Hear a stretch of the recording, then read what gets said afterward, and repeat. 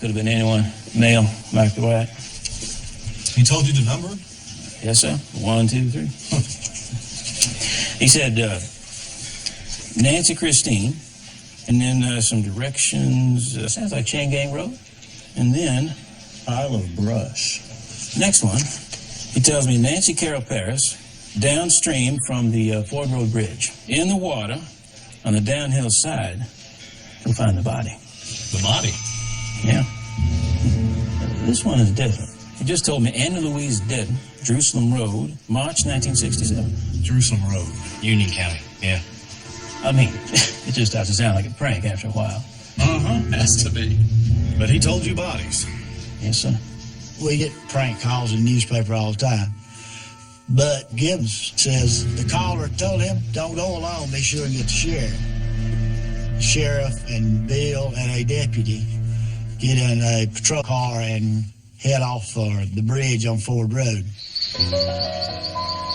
That was the most accessible of the three places.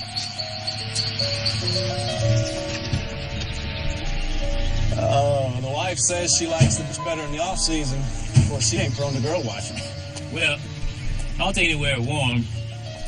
In Gaffney, like in most small towns, murders aren't that common.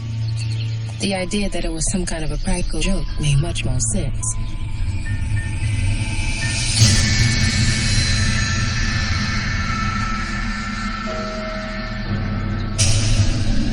She's nude and her hair is in her face. Her legs are slightly split.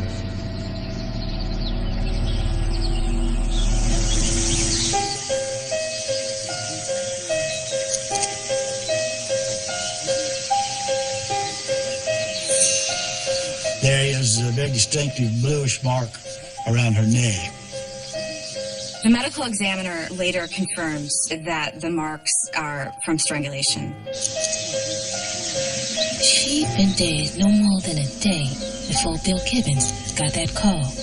The body is Nancy Carroll Paris. The same name that the caller had said to her.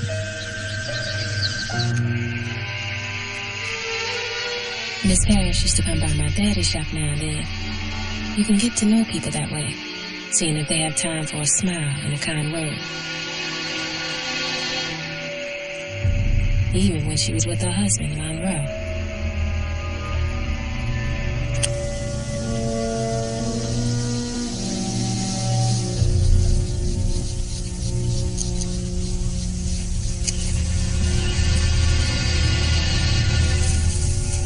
Sheriff! Look, I'm just as shocked as you are about this. I thought this was some kind of prank. And clearly it's not. It's, I hope that's the only body we find. Because if there are two other women out there, and they're calling you to tell us about it, I don't know what this is. The Zodiac Killer was still 10, 11 months in the future, which was the most famous case in American history of a killer. Contacting the media, saying, hey, this is where the bodies are, this is where you'll find them. So they go to the next location, Chain Gang Road. The Chain Gang Road was a few miles outside of town, full up with kudzu and Spanish moss. Kids used to go out there to park with their studies. The man on the phone said this is where they find a girl called Nancy Christine. Remember now, we're looking for a brush pile. No more than a quarter mile from the cars. It is thick underbrush, dense forest. So they spread out 20, 30 feet apart. More people have arrived. More sheriff's deputies. More people from the newspaper have showed up. Bill Gibbons called me to bring my camera. You just hear your footsteps on the floor of the forest. All of us got a little eerie feeling.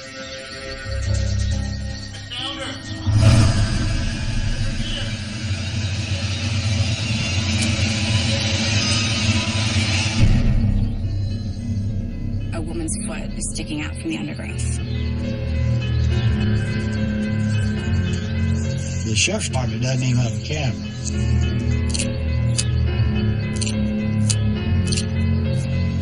So I was taking pictures.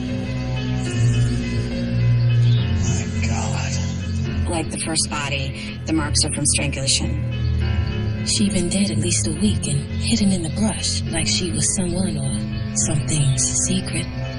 The other girl had been killed just yesterday and was left out for the world to see. It seemed like the devil was moving closer to Gaffney and getting older.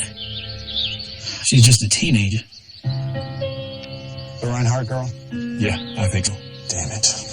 The victim is Nancy Christina Reinhardt, Tina. She's 14.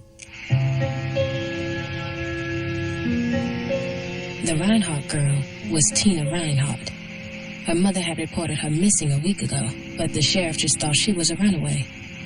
What the sheriff didn't know was that her Christian name was Nancy Christine. So when they saw Bill Gibbons' note with that name on it, they never put it together.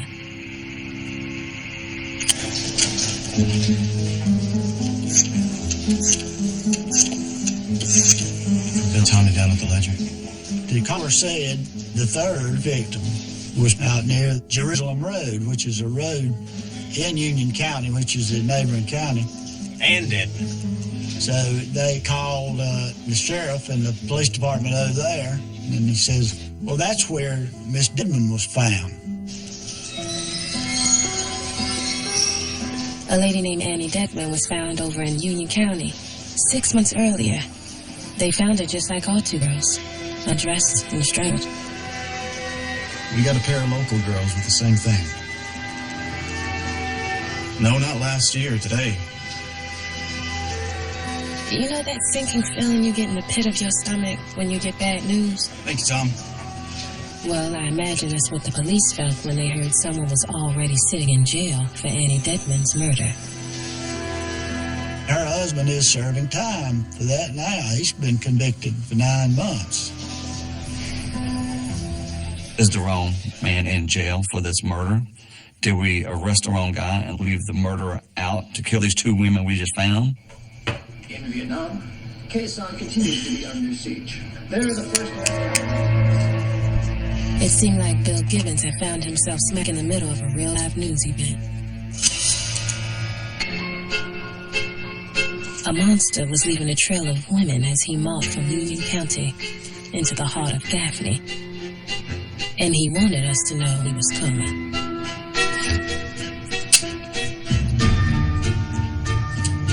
Who is this caller? Is he toying with the police? Are there more victims out there? Is there going to be more? In a small southern town, folks can fool themselves into thinking that they know their neighbors. But who are they really behind closed doors or alone in the woods? We would all come to learn that putting your trust in the wrong person might just be the last thing you ever do.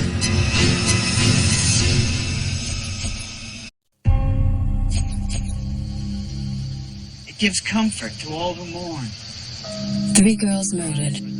It was the most terrifying thing anyone in Gaffney could remember. Folks from all over turned up for Tina's funeral. She was just 14, after all. It was a bonding for the whole community. Look not on it as going to ashes, but instead to a freedom. My condolences. She was such a pretty little girl. Here for you. People she didn't even know, never met her life, said how beautiful Tina was, and we're so sorry. Anything we can do for you, just let us know. She's in God's hands now. Up until then, the most the sheriff was used dealing with was expired fishing permits. But now the pond had gotten a whole lot bigger. It was time to call in the big fish, the state police. I truly appreciate you down here again, Mrs. Reinhardt. I know you've been through a lot. Even though it seemed awful to make Tina's mother go through her story again and again, the state police had a job to do. They believed that it would be someone that the victim knew. Mrs. Reinhardt, does she have a boyfriend or something? Somebody she's seeing? No. She told her sister she was coming over to see me at work. It's around 5:30 in the morning, and then she just never showed up.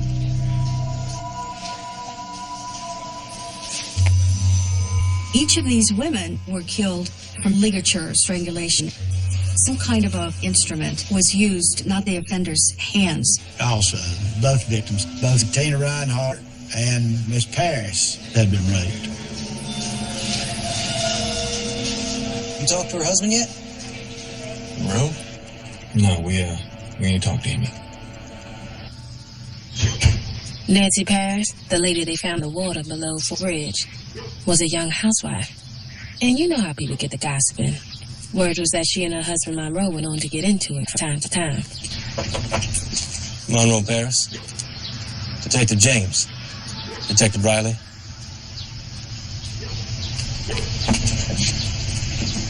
Need to ask you a few questions about Nancy. What's y'all on now? Well, I need you to walk me through the day Nancy disappeared. Well,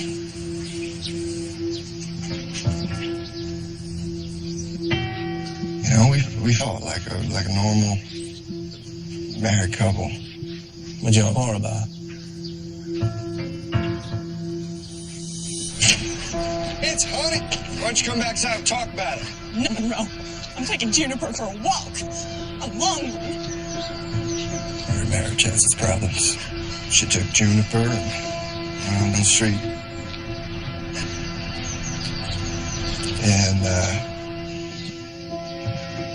that was the last time that I saw her. And I saw her on that table. They talked to their neighbors. And they gave him a pretty good alibi, so it was discounted pretty quick. Can you think of anybody else who would want to harm Nancy?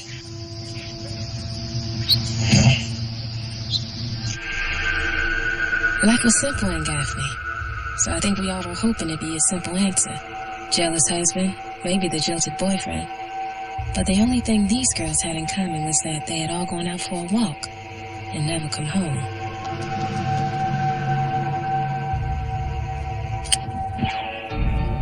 Chances are better than even that you've never heard of Gaffney, South Carolina. But a bizarre murder case is a process of changing all that. You've lived here 65 years. You probably know everyone in town about as well as anyone. You think the town's running scared? They're scared. They're scared. They don't know where he's going to strike next, and, you know, he said he would. Gaffney Police. Hello, Mr. Robinson. I saw something suspicious. After that, you couldn't tie your laces twice without someone reporting it to the sheriff. Police begin fielding calls, girlfriends suspecting their boyfriends, neighbors casting suspicion on their neighbors. James. Yeah, hello. I think I saw the strangler. A couple of days after the bodies were found, the police get contacted by a local man. The other night on the bridge on Ford Road.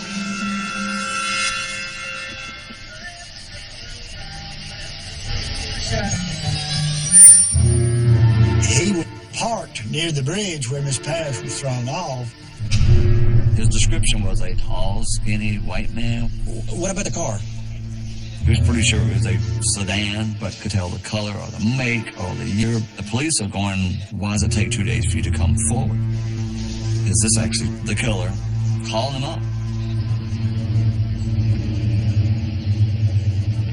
The man hemmed and hawed and finally said, well, I'm married and I was parked out there with a married woman.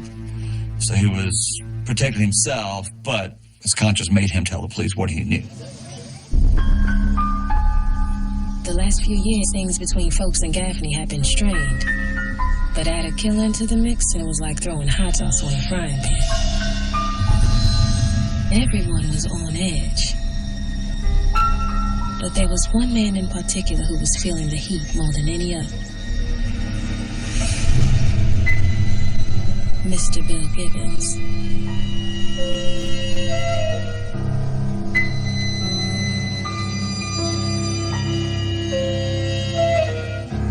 Without Bill Gibbons telling the police at this phone call, there's no story. The bodies may be there, but nobody had found them yet. Mr. Gibbons. Jeff call you up. Yeah, he did. So you'll be listening in from here? You get another one of these calls. We'll be recording on this thing right here. Investigators decide that they'll put a trap on Bill Gibbons' office phone. That's important that you keep him on the line as long as you can, though. For the trace work. And for us to hear who's talking about what. Detectives infer either he has connection to the killer or he had information that only the killer would know. I'd be perfectly happy if he never called again. I'm not sure that would be the best thing for you, Mr. Gibbons.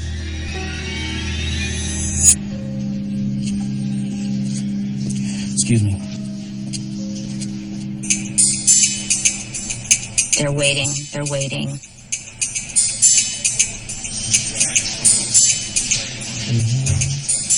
Gibbons got the call. Well, can't be. We hadn't heard anything here for hours. No, not that phone. His phone at home. At his home? Gibbons calls the sheriff and says, I heard from the killer again. He called me at home. It was definitely him. There's no mistaking his voice.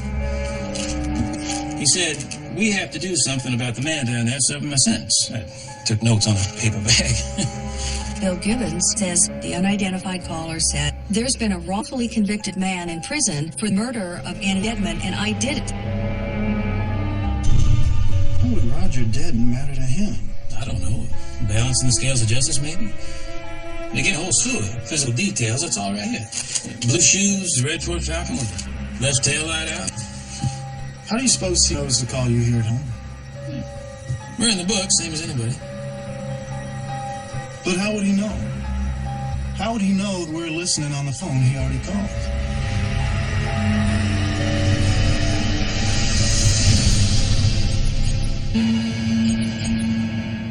It was definitely him. There's no mistaking his voice. Bill Gibbons was the most trusted man in town until he started claiming that a murderer was calling him on the phone to tell him where bodies could be found. Thing was, no one but Bill Gibbons had actually spoken to him. How do you suppose he knows to call you here at home? How would he know that we're listening on the phone he already called?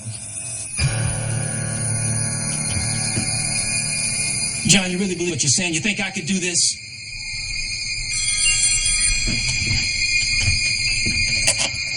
Hello? There's something I forgot to tell you about that damn girl. She had trading stamps in her pocketbook. She wore an open bottom dread frills, no coat. Okay, I got that. Sir, why don't we meet face to face? You could give yourself up to me or to anyone you like. I'm psycho, Mr. Gibbons. It's not gonna happen. You need help. Now, please, let me help you. I'll get you help. The police just aren't smart enough to catch me. But I'll tell you what, if they don't, there's gonna be more and more deaths. Count on it.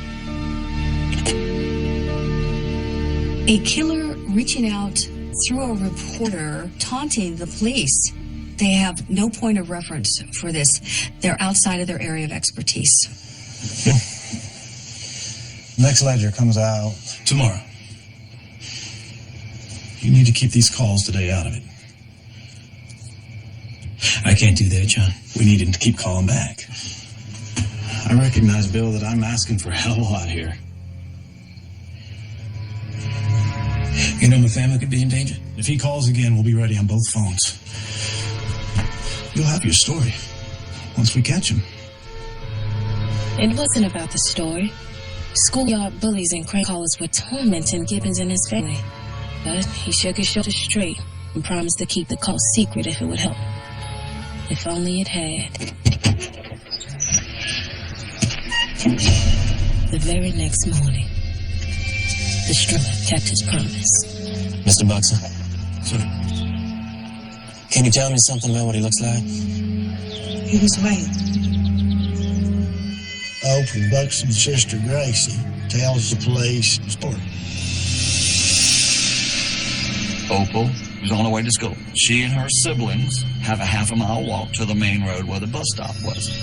Her sister about 50 yards behind. Her sister sees a man grab Opal, toss her into the trunk of the car, slam the trunk, and speed off.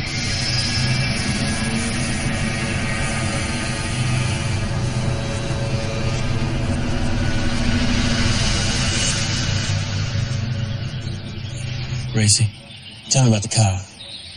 Dark color. Chevrolet. When I said Gaffney was a small town, I should have said Gaffney was two small towns. Blacks and whites lived in separate worlds. And I hate to say it now, but since he only preyed on white girls, he didn't feel like much of a threat to me. But when Opal was kidnapped, we knew we were all in danger. The fear that could have torn the community apart led to something almost unimaginable. I want to remind every citizen that whoever took Opal Buxton is still holding her against her will. This just happened, so the urgency is she may still be alive. This man is a male Caucasian, early 30s, slender build, medium height. He's believed to be driving a late 50s, four-door Chevrolet sedan, dark in color. It wasn't black or white thing in any way. We were all in that together in Gaffney. We appreciate the cooperation of each and every one of you.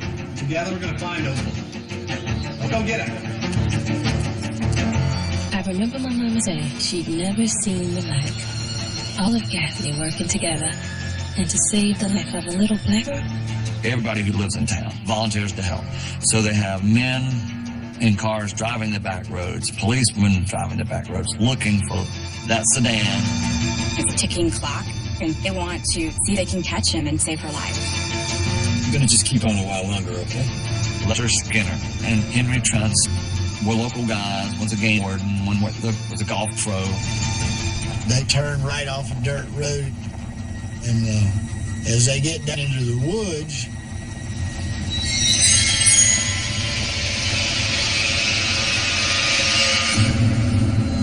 Jesus, is that him? He fits the physical description, and his car fits the description. they get to a point where they can turn around, and as they turn around, he pulls out. The hell's he doing in the woods like that? See if you can write his license plate down. He's going faster. Think he's gonna follow him? It's 1968. They're in the woods. There's no payphone around. What are we going to do? Do we try to run him off the road to be heroes? If he's the killer, he's killed 3 women and abducted a girl. He might do anything.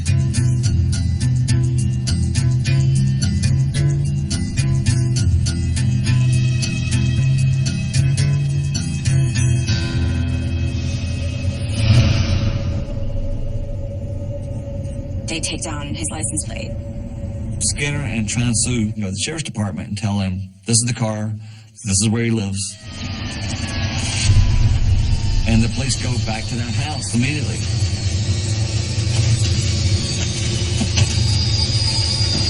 Right here, it's only been 15 minutes. All right. Stay back there. Deputy police! Open that door!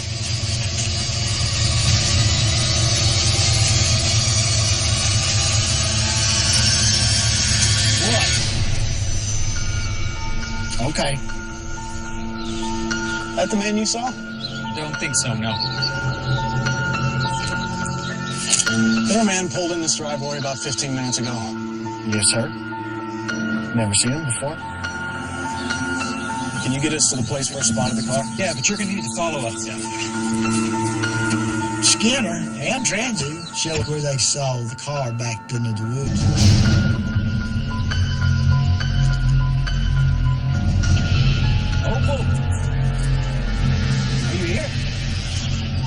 It was always so spooky back in those woods where the car was spotted.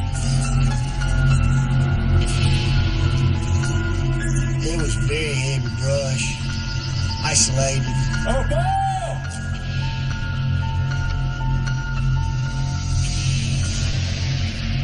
There's no sign of Opal Buxton. They don't find anything. So the police ran the tag number. EG 6911. Leroy Martin. That would be Roy. Leroy Martin was his name.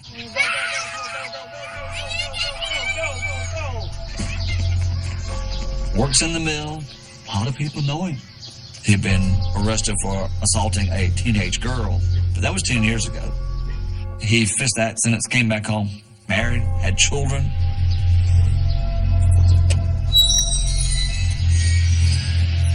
If he still had Opal alive, he was not hiding at the house. There's no hiding place in a house that small, particularly with a wife and 3 children in the house with you. Leroy Martin was a regular person, a family man. Shoot, he even used to drive us to the train station back when he was driving taxis. It seemed possible. Could Leroy really hold the key to it all? Did he know where our Opal was?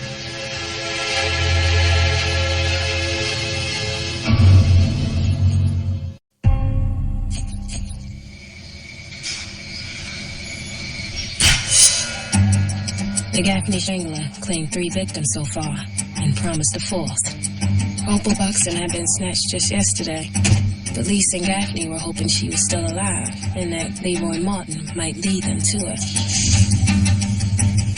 He had a number of law enforcement people that were watching him and that were focused exactly on him and watching every move he made. One car would go about 2 blocks and turn off, and another car would pick him up and go about 2 or 3 blocks.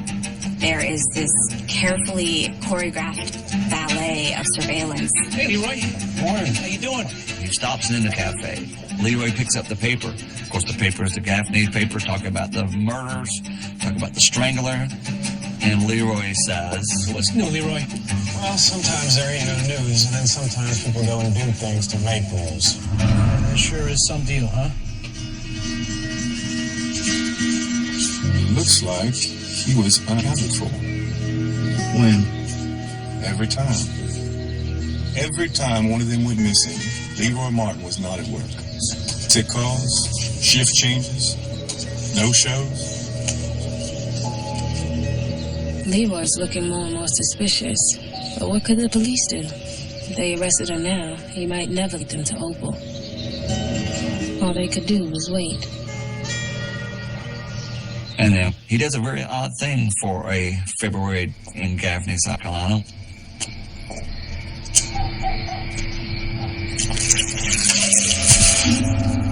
He washes his car. What the hell is he doing? Get rid of evidence.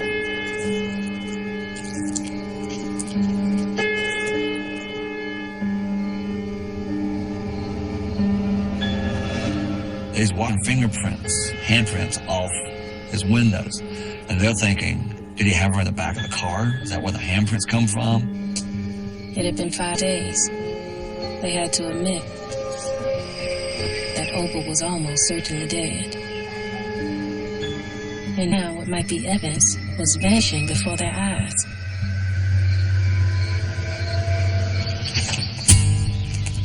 So, police go out there where Skinner and Transu saw Leroy Martin standing out by the car in the woods, because that's at least one spot we know he was. Poor Opal was up there. It would stand to reason that Leroy Martin had put her there. The Strangler sought to terrorize the white and black folks of Gaffney, to make us huddle in our homes in fear. But what he did was unite us, even if just for a moment. When we start down through the woods, it's a pretty vast area.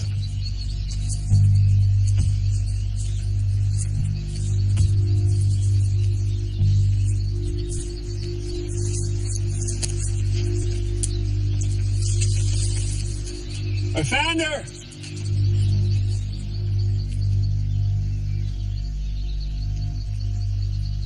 They find the body of Opal.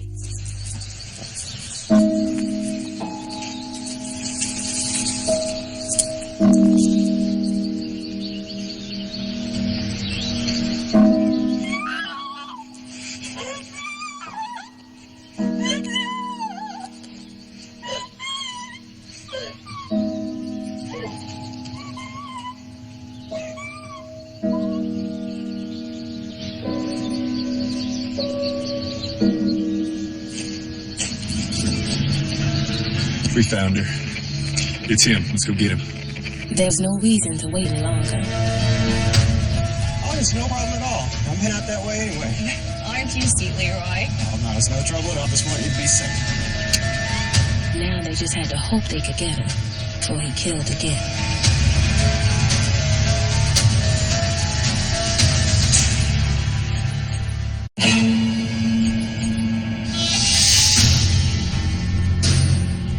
Folks who down at the mill that day said it was the strangest thing. Them coming to arrest Leroy Martin for the stranglings. And one of the poor girls who worked there just about fell over dead when she remembered her conversation with Leroy the night before. I'm heading that way anyway. Aren't you sweet, Leroy? Oh, no, it's no trouble at all. I just want you to be safe.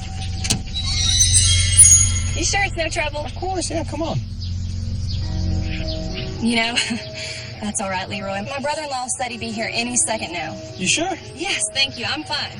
One of his coworkers tells him that he had tried to get her to take a ride with him after work yesterday. So she was probably his next victim.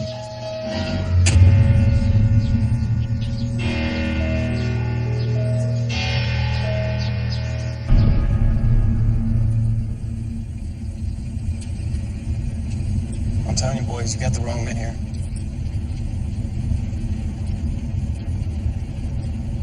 I ain't killed nobody, you hear me? Now remember, the police believed Martin was the strangler, but they didn't have any actual proof. If they were going to put him away for good, they wanted a confession.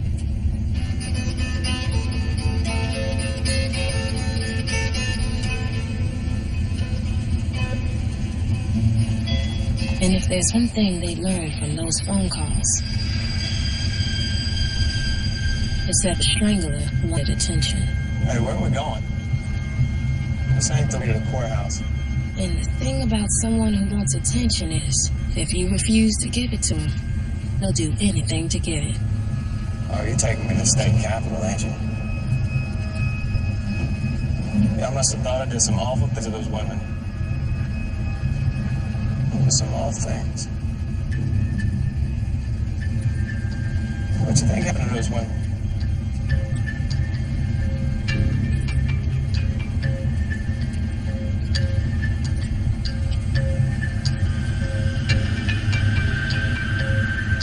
I'll tell you what. That first one was the easiest. And the hardest. Then he seemed kind of proud. I've done them all the same way. With my belt. He just opened up and started freely talking about the murders. What about that dog? Oh, that dog ran away. I told her, I said, don't worry, I'll go get him. I found him. Choked him. I came back and told her he got away. Martin loves attention. He wanted to take credit for these murders. I go driving around looking for women who's off by themselves. Like that Reinhardt girl.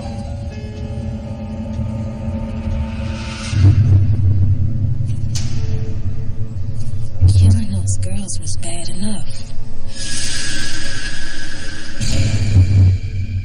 What he told the police about what he did after he strangled them made me wonder if he wasn't just some kind of demon after all.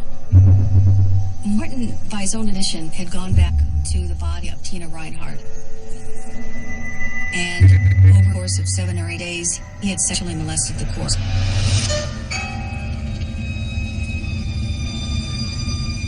The other victims had been visited for sex also.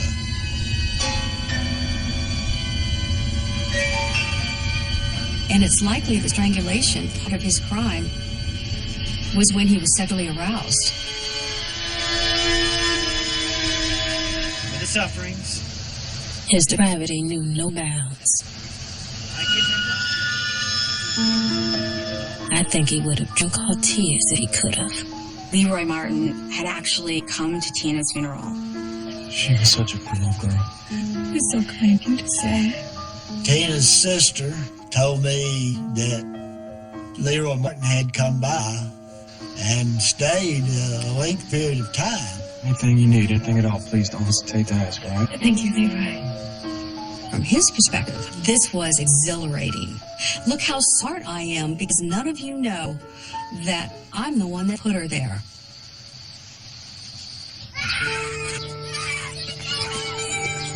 But for his one brush with all 10 years earlier, there ain't much to know about Leroy Martin.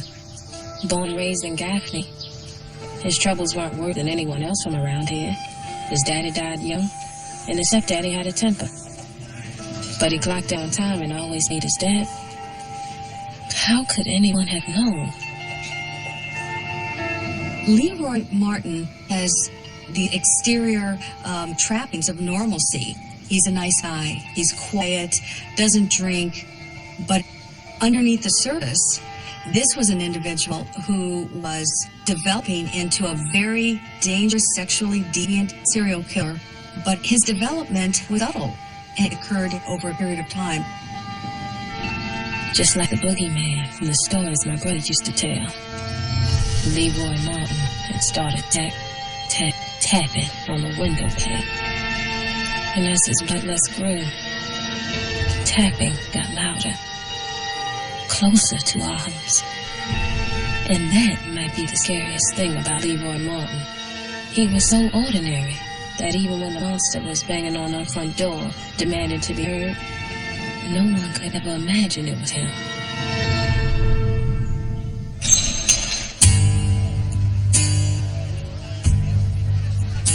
Leroy Martin was convicted of 4 murders, 4 life sentences without parole. The ultimate legacy is the stories that still permeate through South Carolina. The bridge is a spot that people go to a lot. There's always these stories that there's screams of girls. It's really strange. I can just be walking around trees or near woods, and I think about it. It won't ever leave me, and I'm sure there's a lot of people in Gaffney. All the families, even Leroy's families, have been victims, and that touches a lot of people. Those types of things in small towns take a long time to disappear.